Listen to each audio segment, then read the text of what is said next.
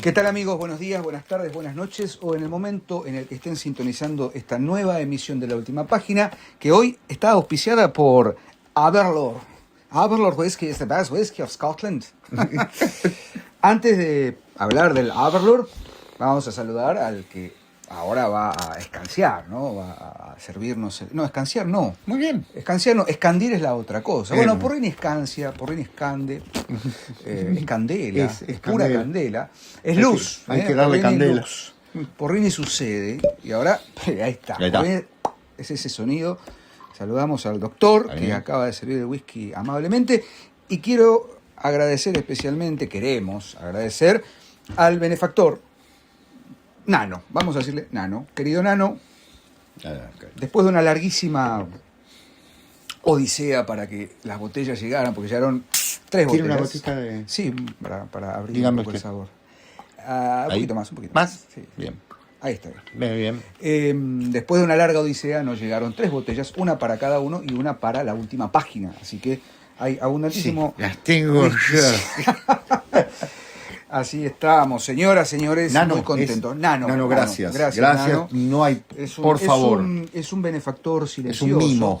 Es un mimo que nos ha hecho. Hay toda una historia detrás del Aberlour, pero bien, no la vamos a contar ahora, va a quedar en la intimidad de la privacidad. Estamos grabando a un horario en el que podemos. Sí, por eso. Van a ver que la mayoría de los días estamos con agua. Van a ver que la luz está un poco más oscura. Exacto. Y tiene que ver con que hoy estamos en un día feriado acá en Argentina y bueno, vamos a grabar con Sebastián el programa de hoy.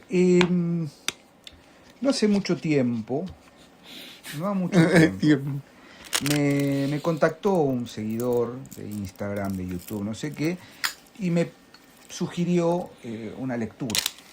Qué bien. Me sugirió un nombre, que es la autora que vamos a tratar hoy, que es Shirley Jackson. Y bueno, me puse a leer e inmediatamente le dije a Sebastián, ¿por qué no le hacemos un programa? Y nos pusimos los dos a leer, sí, desaforadamente tal vez, sí. A esta autora norteamericana, nacida en 1916 y fallecida en 1945, de la que hay mucho para decir, pero básicamente lo que vamos a decir es que es una narradora imponente, con una vida muy particular, muy sufrida, muy subyugada, sometida, pero que dio a la literatura norteamericana las mejores páginas o parte de las mejores páginas de lo que podríamos llamar muy tímidamente literatura de terror, literatura de horror, una literatura extraña, vamos a ponerlo en esos términos, sí, bien extraña, no todos sus textos son estrictamente de terror. Todorofiano. Sí, estoy todorofiano. Exactamente. Bueno, voy a salir de esa categoría porque no me gusta. Pero que, a ver, Stephen King, por ejemplo, señaló que ¿cuál era la novela? Una de sus novelas. Una de sus novelas, una novela de Shirley Jackson, fue la mejor novela de terror. La maldición de Hill House. Uh-huh. La maldición de Hill House se hizo muy conocida en los últimos 7, 8 años por una serie, una adaptación audiovisual que hizo la plataforma Netflix, que está basada libremente en la novela de Shirley Jackson. Entre otras novelas, por ejemplo, el The Bird's Nest, ¿no? El nido de las aves, el nido del ave en realidad. The Road Through the Wall de 1948, la carretera a través de la pared, sería algo así, no sé cómo se traduciría, pero su novela más conocida y más significativa fue La maldición de Hill House, de la que vamos a hablar prontamente, pero creo que lo mejor que pueden hacer si no conocen a Shirley Jackson y quieren empezar a conocerla es leer sus cuentos. Particularmente La lotería y otros relatos, creo que es una antología de 1949. Si no me equivoco. Sí. 48. Póstuma, ¿no? No, ella muere en el 64. Y dije 45. 65, disculpa. Dije 45, soy un tonto. Del 16 al 65, perdón. Bueno, y se publica ese relato, que es La lotería, en 1949, y hay una antología de relatos que conforman para mí la mejor forma de ingresar a la literatura de Shirley Jackson. Sebas, ¿qué decir?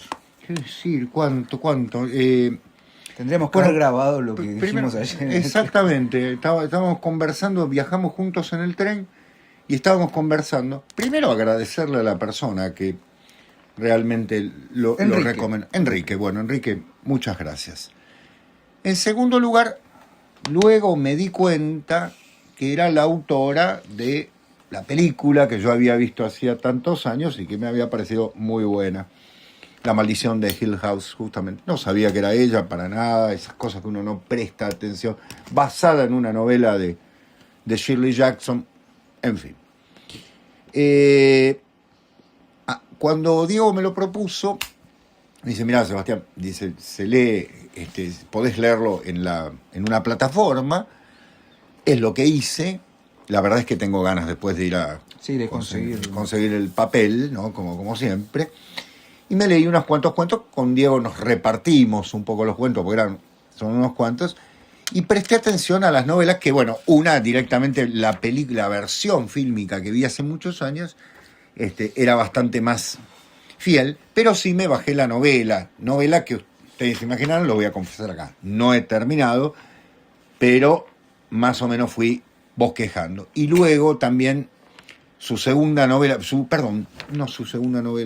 una gran novela que es Siempre hemos vivido en el castillo, que han hecho una versión también fílmica hace unos pocos años, en 2019, si no me equivoco.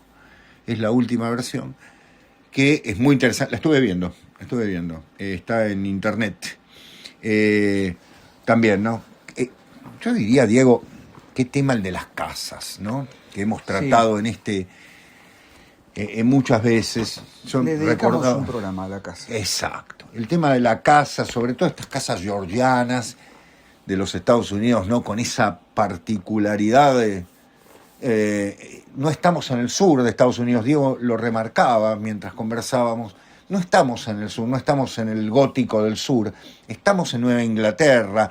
Estamos también en un estado puritano muy, muy particular, ¿no?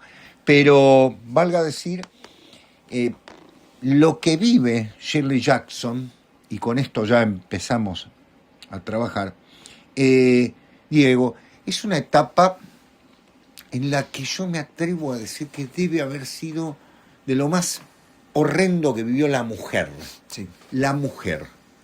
La sociedad norteamericana de los años 40, 50, es una sociedad de ¿cómo decirlo? De un encorsetamiento de la mujer tan grande. La mujer tiene que ser ama de casa, criar los hijos. Está muy bien, por otra parte, para ciertas cosas, siempre que esté en reparto las actividades, pero aquí es una vida chata, absolutamente sin falta de reconocimiento, porque no es que es la madre que cría a los hijos y a la vez es la que es premiada, ¿no? Por otra parte, pensémoslo en líneas generales, no, es como que está cumpliendo un rol, digamos así, que tiene que cumplir, casi rutinariamente. Entonces está levantar a los chicos, hacerles el desayuno, mandarlos a la escuela, se levanta el marido, prepararle el desayuno, lavar los platos, ordenar la casa, planchar, lavar, ir a hacer las compras. Es una vida que todos tenemos que hacer en la vida cotidiana, pero a ver, digamos,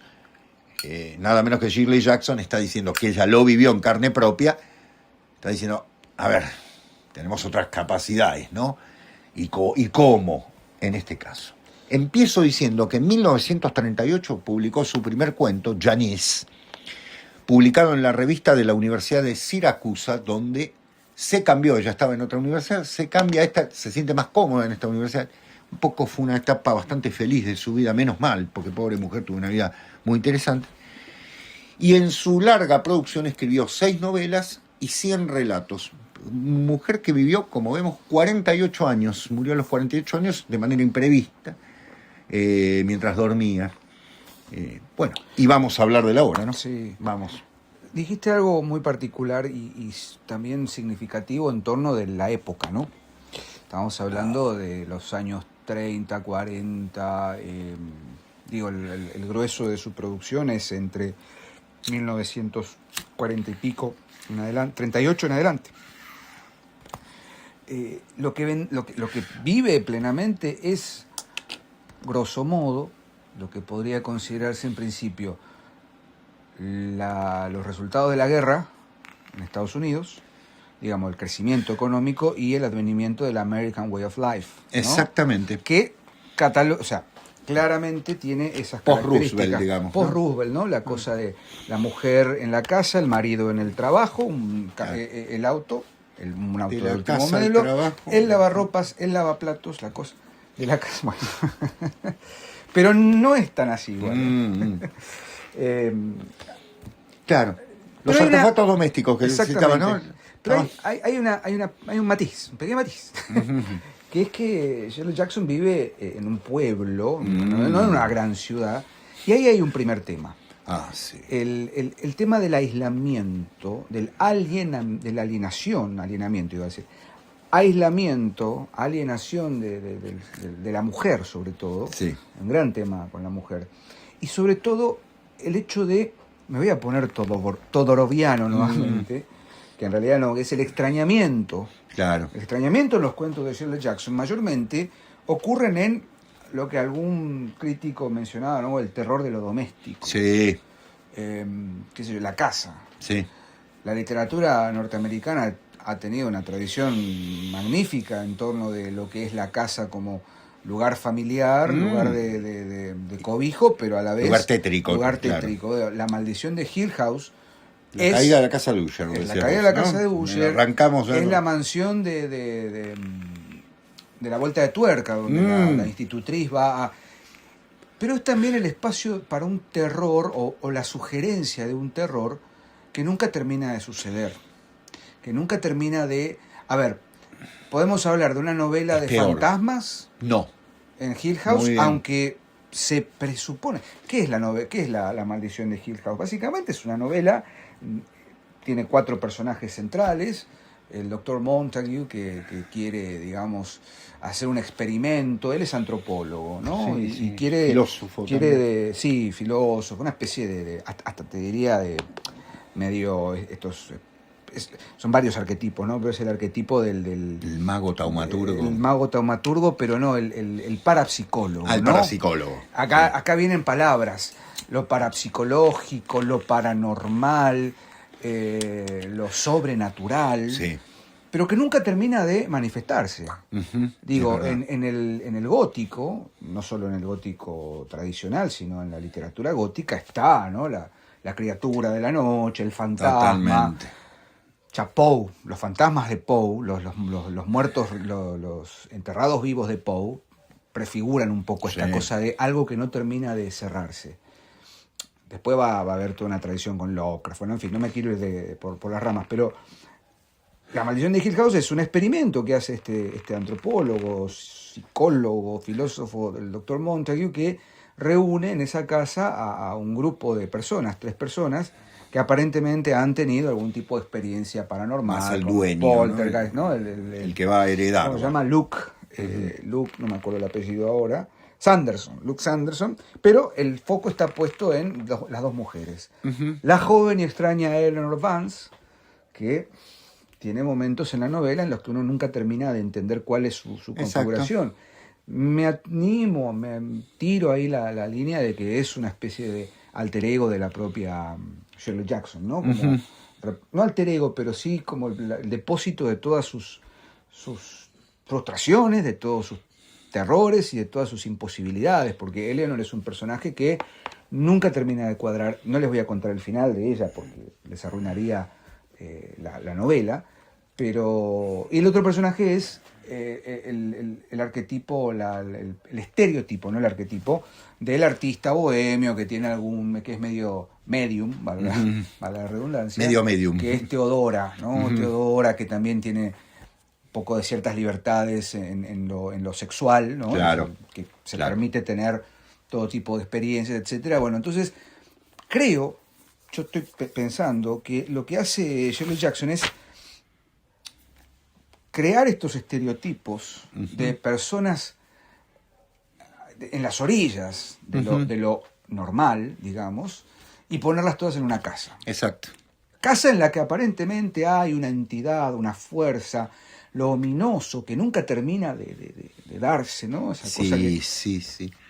que influyen. Ahora, hay una muy finita línea entre lo psicológico o el desvarío Sí, mental claro. y la verdadera presencia de algo, Exactamente. ¿no? Exactamente. Digo, ¿es lo psicológico una derivación de lo sobrenatural o lo sobrenatural, la percepción de lo sobrenatural, es El producto de producto de un desvarío psicológico? Esto ya está en Poe, ¿no? Ya está en los narradores. El corazón del El actor. corazón del actor, Claro. el Gato negro. Exacto. Bueno, el propio Roderick Usher. Sí. Es un tipo, viste, que tiene... Está enfermizo. ¿Cómo se llama esa enfermedad?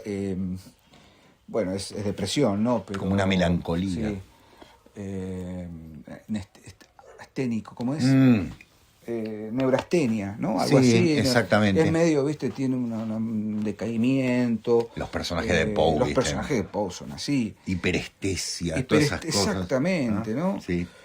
Y de algún modo en la novela sucede algo, hay un giro, un punto de giro hacia el final, que termina demostrando que no hay lugar real para, claro.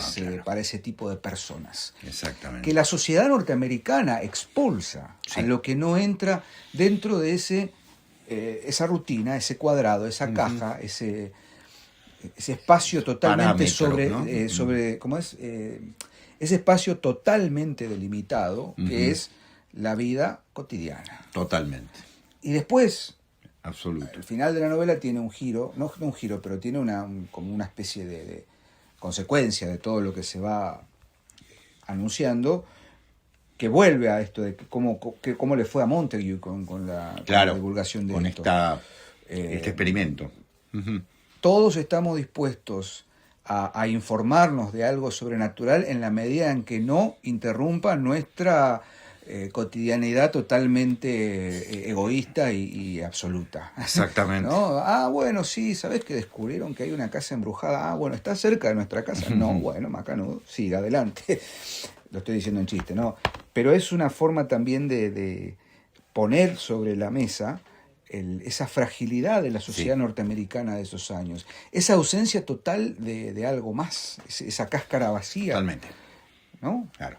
O sea, por eso vos nombrabas los artefactos, los electrodomésticos. Parecía ser el norte de vida de estas personas, ¿no? O sea, hemos cambiado la lavadora. Tener sirvientes. Claro. Un ideal no pequeño burgués, directamente ya de alienación burguesa en todo sentido. Vos sabés que, Diego, me anoté el comienzo en la traducción que tengo, ¿no? Es la edición de Bolsillo. Sí, de Bolsillo. Bien. Dice, mira en el comienzo de esta novela, La maldición de Hill House. Ningún organismo vivo puede mantenerse cuerdo durante mucho tiempo en condiciones absolutas. Incluso las alondras y las chicharras, suponen algunos, sueñan. Miren lo que es el comienzo. A mí me pareció, desde todo punto de vista, una frase contundente. Porque el organismo vivo que no puede mantenerse cuerdo es también el quinto personaje de esta historia, que es la casa. Como bien decía Diego, ¿no? Está el doctor. La casa Crane. Es la casa Crane, exacto. Lo interesante de ver es que por eso vuelve a ciertas alusiones. La casa, que es un monstruo, ¿sí? En todo sentido, y los que han visto alguna de las películas, hay 3 versiones de esto. La primera es The Haunting, de 1963, de Robert Wise, que es muy buena, en vida, de Shirley Jackson, 1963. Luego una versión que se llama La guarida, de 1999, de Jan de Bont, muy mala. Sí, la adaptación. Con toda una superproducción. Tuvo un éxito bárbaro, pero la verdad es que no es buena. Y la última versión que citaba Diego, es decir, 3 veces ha sido adaptada la novela. Lo interesante es que la casa, en esa tradición norteamericana de la que hablaba Diego, cobra el sentido a casi de un personaje vivo. Por eso les digo, ningún organismo vivo, y dice organismo, no dice ningún ser vivo, ningún organismo, claro, ningún organismo. la casa está viva. Eso es lo terrible, con lo que significa, ¿no? Con el misterio máximo de ello. Por eso el comienzo parte de una premisa fundamental. No vas a ingresar a una serie de paredes, vas a ingresar a una serie de paredes que tienen impregnado un psiquismo, ¿no? Nos gustaba la casa porque además de espaciosa guardaba la memoria. Totalmente, uno puede muy bien. El comienzo de Casa Tomada. Casa Tomada de Julito Cortázar. Y recordábamos con Diego que hicimos un programa, pueden ir a buscarlo a este lugar. Sí, sí, acá seguramente va a aparecer algo. Señor editor. Claro. Hicimos un programa en el que hablamos de los elementales, que la tengo por acá, de Michael McDowell. Mijael. Me salió. Ay, señor, ya me sale. Michael McDowell. Perdón, me corrijo. Me salió Mijael. Mijael McDowell. Bien. Mijael es el Aperlor. Así no me cargaba. No. Bueno, me salió Mijael, bien. Michael McDowell. Los elementales, que también es una cosa impresionante sobre una casa. Bueno, los invito a que vean el programa porque la verdad que nos interesó mucho. Y luego la otra novela, Diego, Siempre hemos vivido en el castillo, otra vez.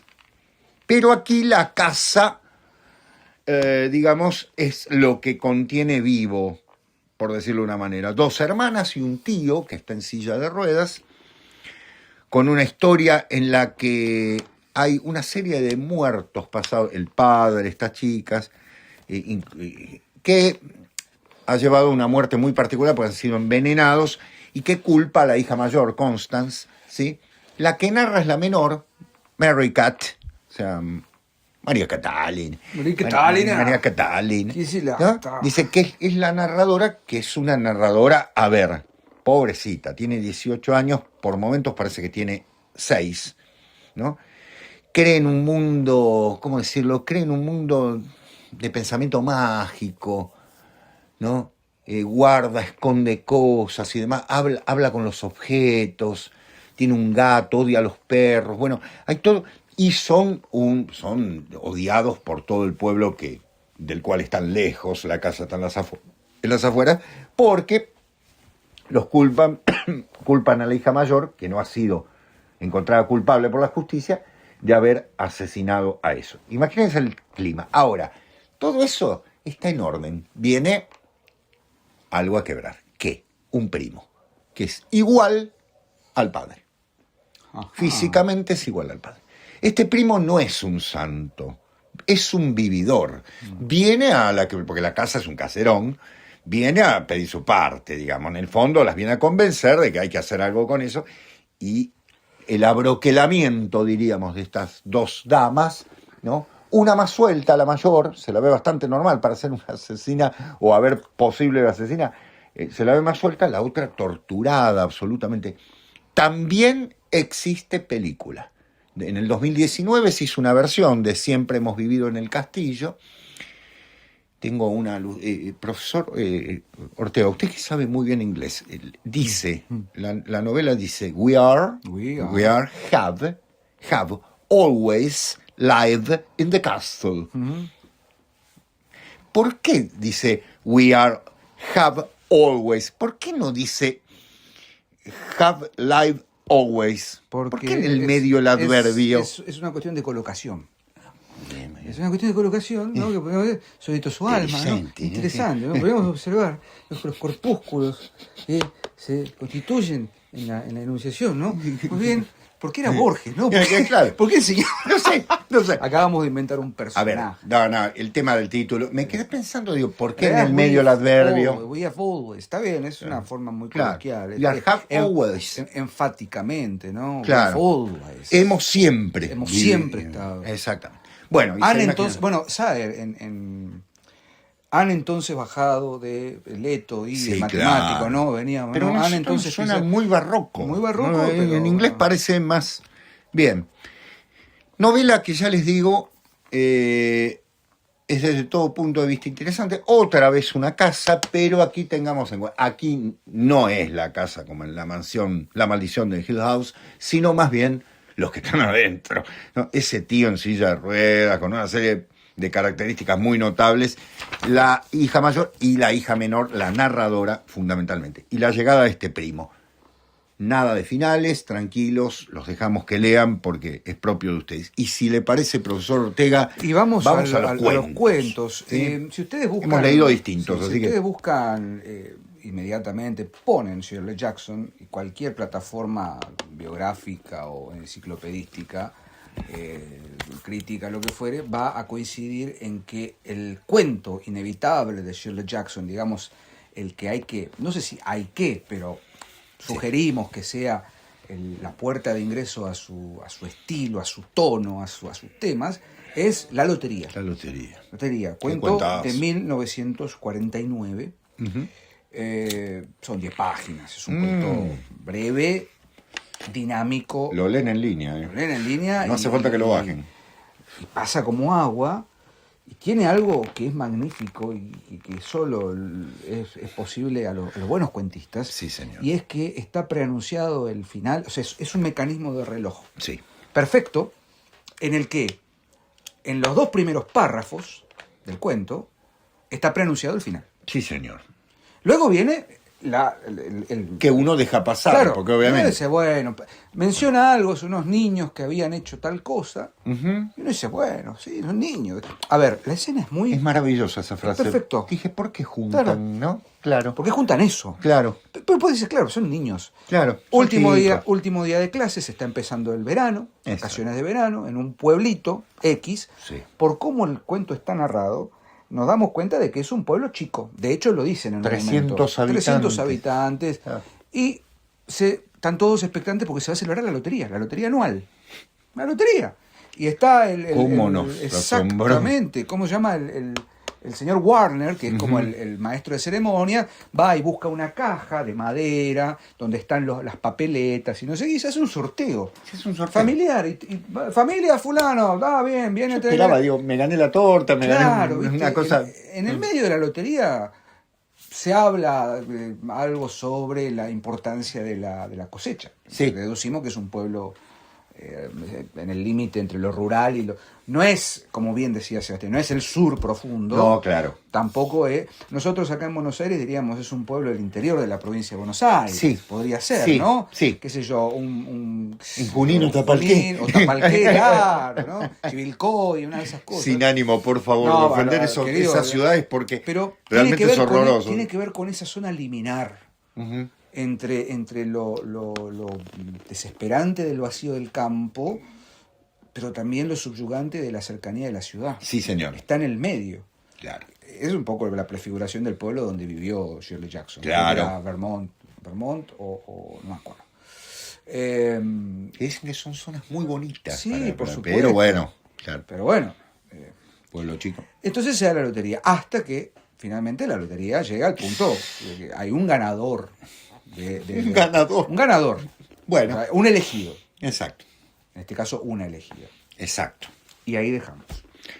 Y ahí lo dejamos. ¿Por sí, qué? Estoy de acuerdo. Porque después viene toda la cuestión. ¿Qué quiere decir la lotería? Y lo que está demostrando ahí es esto que dijimos recién. Perdón. Como si Shirley Jackson quisiera demostrar lo que nosotros decimos. No, claro. A nosotros, o a mí, me da que pensar que ahí hay un trabajo con justamente cierta alienación de los pueblos y de estos lugares que son muy propios del puritanismo, que creen todavía en ciertas tradiciones literales. De Wicker Man, por ejemplo, la del cine, la película de Wicker Man. Un poco paréntesis. Bien. Perdón. Acá falta la condesa, es verdad. A quien le mandamos un enorme cariño. El cine de la productora A24, el cine que podríamos llamar cine de terror sofisticado, cine de terror elaborado, cine de terror...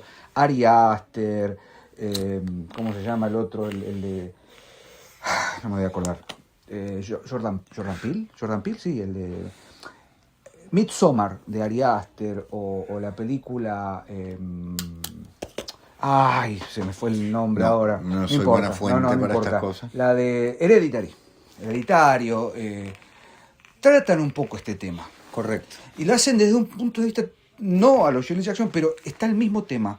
Es el resultado de una sociedad abroquelada, como decía Sebastián, en un puritanismo, en tradiciones literales, Exacto. cuadradas, que no tienen nada más que horror. Exactamente. Es horror puro. Pero lo que ¿cómo sucede. empieza, Diego? Porque es ¿Cuándo una maravilla. empieza? Es un día de verano. Claro, un día de verano, una lotería, Sí, un pueblo, una se cosa- conocen, aparte se saludan con afecto, las mujeres se sonríen. Habría que leerlo en inglés. Sí, Yo calculo ¿no? que en inglés tiene Debe como, tener, claro. como, coloquialismo, muy cosas. Sí. ¿Qué haces, fulano? ¿Cómo andás? Exacto. Oye, papá. Eso es el sur igual. Bueno, Esos claro, son los bueno. hillbillies, los rednecks. We have buy the corn for the field. Claro. Y así y ese cuento es un poco Totalmente. lo que sostiene 3 o 4 Es arquetipos interesante, Diego, de lo que son otros que cuentos. se señala una familia. Sí. Se Hay señala una familia y dentro de la familia, bueno, bien, eso por una parte. ¿Puedo dar una pistita? adelante. Una pista chiquitita. Cuando lo lean, o antes de leerlo, recuerden a Calazo y a René Girard. ¿Eh? La discusión que hubo. Bueno. Van a ver que yo diría es para hacer un análisis desde el punto de vista de lo antropológico, muy antropología cultural, digamos, ¿no? Exactamente, porque incluso hubo una polémica con el cuento, fue censurado en ciertos lugares. En Sudáfrica fue censurado. Sudáfrica y Ella dijo... y le preguntaron a Shirley Jackson, ¿qué quiso decir con ese final? Porque el final es... No. Y yo, pero a ver, muchacho, 2 más 2 es 1, yo no le puedo contar qué quise decir, está lo que dije, punto. Exactamente. No lo dijo así, pero más o menos, es decir, me han pedido que explique el final y es como mostrar el truco. Totalmente. Es un gran cuento, ya les Sí, digo, como dice terrible. Diego, son 10 páginas, lo van a leer de corrido como corresponde a un buen cuento. Y hay algo, recuerden lo que decíamos, ¿no? Yo creo que retoma una de las temáticas más antiguas de la historia de la humanidad. Te retoma un tema que tanto a René Girard como al maestro Roberto Calazo les ha interesado de manera notable. Lo interesante es que lo hizo antes. Lo hizo, al menos del libro de René Girard, 40 años antes. O sea, no puede haber tenido influencia. O sea, qué perspicacia la de Shirley Jackson, ¿no? En este sentido. Bueno, digo, hago uno yo, así vamos, Sí. Vamos con Los veraneantes. Oh. Los veraneantes, también traducido como la gente de verano. Un matrimonio mayor pasa el verano en su casita junto a un lago. Todo es bucólico. Al comienzo. Sí, es una... Se quedan siempre, todos los años, desde hace más de 20. Son un matrimonio de 60 años más o menos. De hecho dice la edad, él tiene 60, ya un par de años menos. Se quedan hasta el Labor Day, o sea, hasta el 1 de septiembre. O sea, ¿cuándo va a empezar el otoño, digamos así, en la zona? Y se viven en Nueva York. Tienen hijos grandes. Están un poco intranquilos porque no reciben carta de los hijos. Yo fui por ese lado, dije, uy, ahora viene la desgracia. Pero no, me equivoqué, entré como un caballo, como dirían en la Argentina. No, porque la carta va a llegar de uno de los hijos. Deciden cambiar la costumbre que hace 25 años tienen de irse. En el otoño se van a Nueva York, viven en el departamento y viven esperando que venga el verano para ir a esa casita donde no tienen gas, no tienen luz, no tienen agua corriente, pero la pasan bárbaro. Vieron que a veces uno va a una cabaña y se siente más libre. Bien, deciden quedarse más días. Solo le basta a Shirley Jackson esa decisión para que en 12 horas su vida cambie totalmente. Parece que el punto se hizo de nuevo, pero literalmente yo le digo, ¿y qué gran verdad por qué ocurre eso? A mí me ha pasado, no en ese grado, pero no sé si te pasa, digo, vas a un lugar y dices, me quedo un día más, y ese día que te quedaste, no sé, pinchaste goma, no sé, se rompió el auto, pasa todo. Vamos a 1:00 de la mañana, no, quedémonos a comer y vamos a la tarde. Sí, se salva una tormenta, todo, pero más que no es solamente lo exterior, porque hay una tormenta que no es tampoco lo central, sino lo que les va pasando en ese día que deciden tomar esa decisión y van a comprar cosas, con todo un pueblo que los mira, ahí está lo que decía Diego, los mira y dice, ¿no se fueron? ¿Cómo que están acá todos? Claro, no se van siempre. ya eso a mí me empezó a correr un escalofrío y dije, Sí, Dios. Eso es otra cosa. No hay efectismos en su literatura. No es que, bueno, y entonces vio la figura del hombre deforme que se acercaba con un cuchillo, acechando con un cuchillo. No. Estoy exagerando. No, nada. Todo pasa en ellos. ¿Por qué? Porque van pasando una serie de cosas. Es increíble. Y el final abierto, señoras y señores, grandes narradores, vayan a leer a Shirley Jackson. ¿Cómo se hace un final abierto? Bueno, yo lo digo a veces, vayan a leer a Samantha Schweblin. ¿Cómo se hace un final abierto perfecto? No hace falta una palabra más. Queda ahí, pero uno dice, ya está, bueno, ya pasó esto, va a pasar, va a ocurrir. Todos los cuentos. Todo es... Al menos los que leímos, sí, todos tienen esa dinámica del totalmente. Final. Algunos que son muy cerraditos, la lotería. Sí, exacto. Cerradito, no hay mucha vuelta, en todo caso totalmente. Se abre otra cosa, pero el relato... Empieza y se cierra y ya está. No hace falta, lo otro sería hasta morboso. Sí, lo otro es especulación. Claro. No sé, Diego, ¿querés uno vos? Yo quiero... ¿Cuál te...? A ver, tengo varios. El que más me gustó es El diente. Ah, sí. Lo leí porque él me insistió. Yo lo había salteado. Sí. Es largo. El título me dije, el diente, digo. La historia ¿cómo es se equivoca uno? Es muy simple. La señora Claire tiene un dolor de diente. Un dolor de muela. Vive en un pueblito, a las afueras de Nueva York, o a 5 horas, 6 horas de Nueva York, y el cuento empieza, el marido de la señora Claire, despidiéndose de ella, diciéndole, bueno, tenés que ir, porque si te quedas acá, el dentista del pueblo es medio camisero. Le dices un carnicero. Andate a Nueva York, ahí te va a atender el doctor Silverman, y te va a solucionar el problema, porque tengo miedo de que sea algo más grave, no sé qué, y la mujer... Es una cosa muy cotidiana, muy simple, se están despidiendo y le dan una cantidad de instrucciones, ¿no? Ay, bueno, sí. Mirá que viene el lechero. Fíjate que el lechero, el de la lavandería, viene la señora a hacer la comida. Bueno. Y ella se va medicando con analgésicos. Sube al bus y ese es un viaje de pesadillas. El viaje, ¿y a dónde va? A Nueva York. Yo lo que leí ahí, Seba, no sé si te pasó. A ver. Es que no está, o sea, en principio, todos los que hemos tenido dolores de muelas, sí. A mí me sacaron las 4 muelas de juicio. Eso explica muchas cosas. No tiene el juicio. Dolor de muela, exactamente, el dolor de muela es aberrante, es espantoso, es una cosa tremenda. Entonces, primero, está muy bien descrito esa sensación, ese sentir el dolor, que es todo el cuerpo, que se siente toda una muela ella. Sí. Pero creo que el gran tema es Nueva York. El gran tema es la ciudad. El gran tema es que yo creo que la gran pregunta es qué es el infierno, al fin de cuentas. Claro.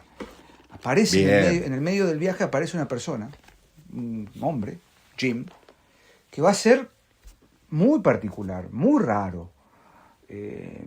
Casi creo que yo es uno de los cuentos más del orden de lo fantástico, si se quiere. Como una aparición. Como una aparición, como una especie de mezcolanza o de... qué sé yo, amalgama entre porque claro, a ver, es muy fácil, es de cajón. Cuando ustedes, si leyeron el cuento La noche boca arriba, sabemos que el tipo está en el hospital y que huele la guerra y bueno, el dispositivo está en que lo que aparentemente era una pesadilla en realidad es el mundo verdadero y lo que aparentemente es el mundo verdadero es la pesadilla, bla. En el sur de Borges, tranquilamente podríamos decir que todo lo que vive Juan Dalman es producto de la fiebre que tiene en el hospital y tal vez haya sido todo un sueño. Bueno, soñó una muerte épica. Soñó una muerte épica. Dalman toma el cuchillo que acaso no sabrá manejar. Bueno, porque lo dice, el tipo se corta la frente y tiene fiebre y casi se muere. Bueno, acá pasa algo similar. Pero nunca termina de... No, claro. Tiene un nivel de realismo el cuento y un nivel de intensidad que va increyendo.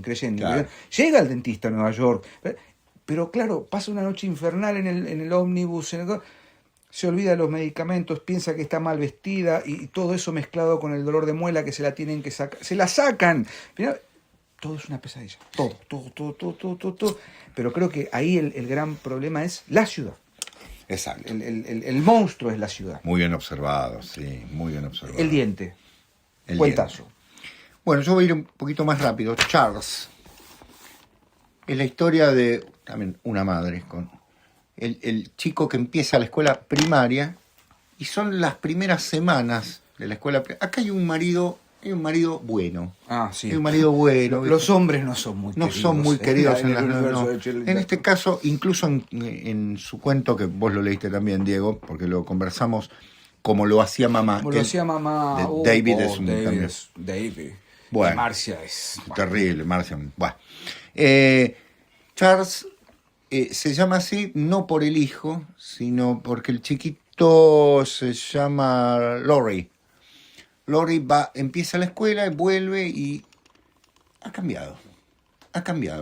Está grosero. Un día de clase. Uno se ponía grosero en la escuela, Sí, pero sí, con se un pone tiempo. se pone pendenciero. Pendenciero. Pues es otro pibe. Y van pasando las semanas y todos los días la familia que se reúne a comer recibe las anécdotas de Charles, un compañero. Charles hace esto, Charles le faltó el respeto a la maestra, le tiró tal cosa, le dijo una mala palabra a una compañera. O sea, es un demonio, Charles. Bueno, señoras y señores, asómbrense, porque, ¿qué pasa? Justamente, ¿dónde está el monstruo? Fuera, dentro. Ahí, vayan pensando. Coloquio. La señora Arnold va a ver a un doctor porque quiere saber si una persona cuándo está loca.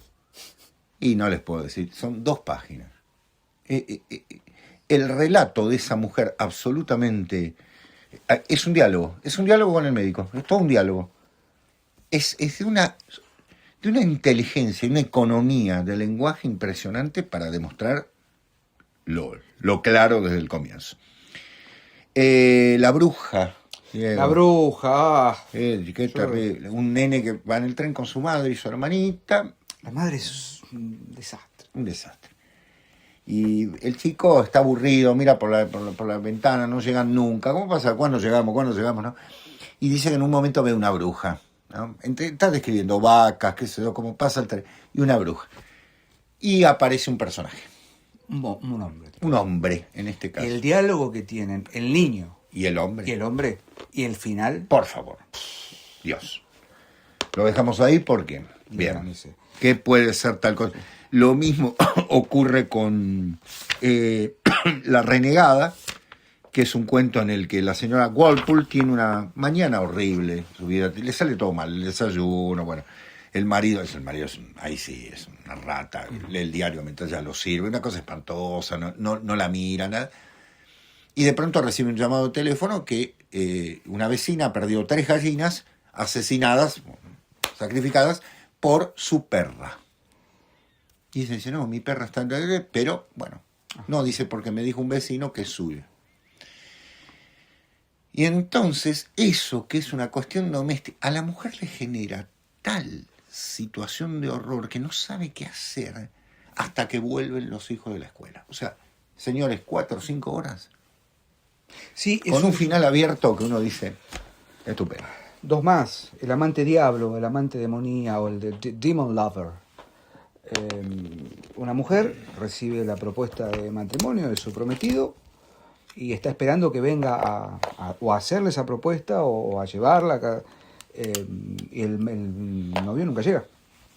Nunca llega. Ella siente que tocan la puerta. Es un horror. Nunca baja, no está.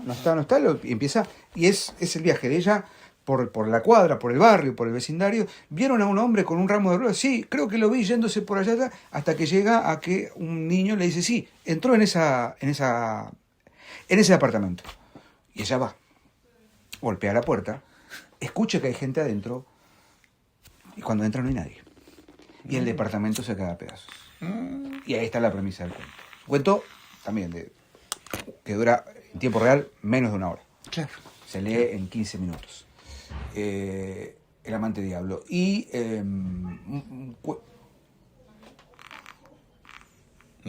hubo un accidente doméstico. Y un aspecto también significativo que tiene que ver con esto del diálogo es, el último que voy a mencionar, hombres con zapatos grandes, hombres con zapatones. Me lo contaste La vos. premisa muy sencilla, la señora Hart está embarazada, recién casada, apenas casada con su marido, también un matrimonio estereotipado, ella ahí teniendo que vivir medio sin moverse y él trabajando electrodomésticos de primera, y por primera vez en su vida, dice el narrador, tiene algo muy parecido a lo que podría llamarse una sirvienta, la señora Anderson. Y la señora Anderson le lleva un par de años más, un poco más grande, y todos los días tienen el mismo diálogo, ¿no? La señora Anderson le hace el té, le habla, usted sabe cómo son los hombres, mi marido me maltrata, la señora Anderson, ¿no? Me pide que me vaya de casa y yo no sé qué hacer, pero usted y su marido son otra cosa. Y en el devenir de ese diálogo, en una palabra que le dice la señora Anderson, la sirvienta, a la señora Hart, cambia totalmente el cuento, de una frase a otra, 2 párrafos más adelante termina el cuento, con un final abierto, pero con una contundencia que es terrorífica. Horacio Quiroga lo hubiese aplaudido. Pero por ¿no? supuesto. Crosa la mandíbula, Crosa como la diría mandíbula, Roberto Arlt. Pero es una de esas literaturas, la de Shirley Jackson, que se pueden leer 4 o 5 cuentos de un tirón y se van a... Uno hasta podría... Vos dijiste, Sebas, ¿no? Bueno, me imaginaba en algunos cuentos, me lo veía venir... Con la frecuentación de la lectura uno se Sí. puede entrenar, pero a veces no. No, se abre una calle donde no la había. Y eso es buena literatura. Sí, totalmente. Es buena literatura. Valga decir, reafirmo lo que dice Diego, no es un terror que les va a poner los pelos de punta porque es posterior. Cuando uno empieza a entender, incluso después de haberlo leído, lo que realmente está ocurriendo, lo que realmente ocurrió allí y lo que va a ocurrir, que a veces se lo calla por estos finales abiertos muy bien escritos, sin necesidad de recurrir ni a sectas, ni a chicas embrujadas, ni a lugares sórdidos de...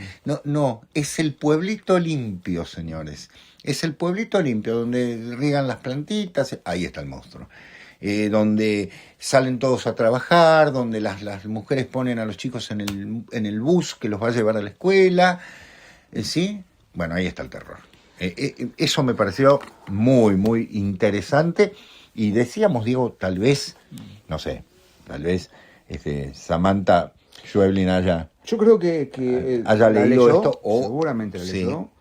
Y algunos cuentos Y de ha hecho Samantha son, no quiero decir tributo, pero depositarios absolutos, deudores. Sí. Deudores, qué sé yo.